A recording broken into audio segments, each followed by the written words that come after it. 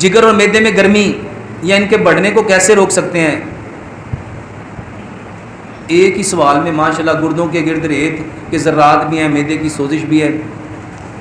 میرے محترم بھائیوں، یہ گرمی کیا ہے؟ یہ جس کو کبھی کہتے ہیں جگر میں گرمی ہے، کبھی کہتے ہیں میدے میں گرمی ہے، کبھی کہتے ہیں مثانے میں گرمی ہے، میرے محترم بھائیوں یہ ایسیڈیٹی ہے، تیزابیت۔ میرے محترم بھائیوں، جب جسم میں ایسڈ زیادہ بنتا ہے تو اس کی وجہ سے تیزاب ہیٹ پیدا کرتا ہے، جلن پیدا کرتا ہے، گرمی پیدا کرتا ہے۔ اور میرے محترم بھائیوں، تیزاب کے لیے کبھی دوائی کے چکر میں نہ پڑنا، تیزاب کے لیے کبھی دوائی کے چکر میں، جو پڑھے لکھے لوگ ہیں نا، تیزاب کو جب الکلائن پراپرٹی والی کوئی چیز دے دی جائے وہ ایسڈ کے ساتھ الکلی مل کے اس کو نیوٹرل کرتی ہے۔ میرے محترم بھائیوں، صرف کھانا چبانا شروع کر دو، صرف کھانا، ایک لقمے کو کتنا چبانا ہے؟ 32 بار۔ اس کو سمجھو میرے محترم بھائیوں، اللہ تعالیٰ نے دانت کتنے دیے؟ 32۔ کیوں دیے؟ 4 طرح کے دانت ہیں، 8 دانت ہیں ایک نوک والے جس کا کام ہے کھانے کو کاٹنا، 8 دانت ہے 2 نوک والے اس کا کام ہے کھانے کو پھاڑنا، 8 دانت ہے 3 نوک والے اس کا کام ہے کھانے کو چیرنا، اور 8 دانت ہے 4 نوک والے اس کا کام ہے کھانے کو پیسنا۔ دانتوں کا کام تھا کھانے کو کاٹنا، پھاڑنا، چیرنا، پیسنا۔ اور میرے محترم بھائیوں، جب یہ بار بار چبائیں گے تو آپ کے جو سلیوری گلینڈ ہے نا، اس میں سے سلائیوا پروڈیوس ہوگا۔ یہ لعاب دہن، یہ جو آپ کا سلائیوا ہے میرے محترم بھائیوں، یہ الکلائن ہے، یہ الکلائن ہے۔ جب یہ سلائیوا آپ کے ایسڈ کے ساتھ ملے گا تو اس کو نیوٹرل کر دے گا۔ اس کی تیزابیت کے لیے دوائیوں کے چکر میں نہ پڑو، سب سے پہلے وہ وجہ جانو جس سے یہ ایسڈ بڑھتا ہے۔ میرے محترم بھائیوں، جب آپ کھانا سلور کے برتن میں پکاتے ہو نا، وہ کھانا ایسیڈک ہوتا ہے۔ جب آپ پریشر کوکر میں کھانا پکاتے ہو، کھانا ایسیڈک ہوتا ہے۔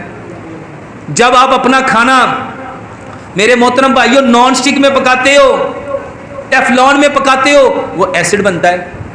جب آپ کا کھانا کوکنگ آئل میں بنے گا، ایسیڈک ہوگا۔ میرے محترم بھائیوں، آسان سا حل بتا دیتا ہوں، یہ جو مٹی کے برتن ہے نا، اس میں جو کھانا پکے گا وہ الکلائن پراپرٹی رکھے گا۔ یہ آپ کی تیزابیت، آپ کی گرمی، صرف میرے محترم بھائیوں گھڑے کا پانی پیو۔ گھڑے کا کیا کرو؟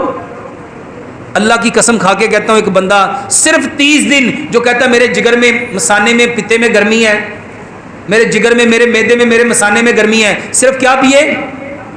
صرف کیا پیے؟ صرف گھڑے کا پانی۔ کوئی دوائی ہے؟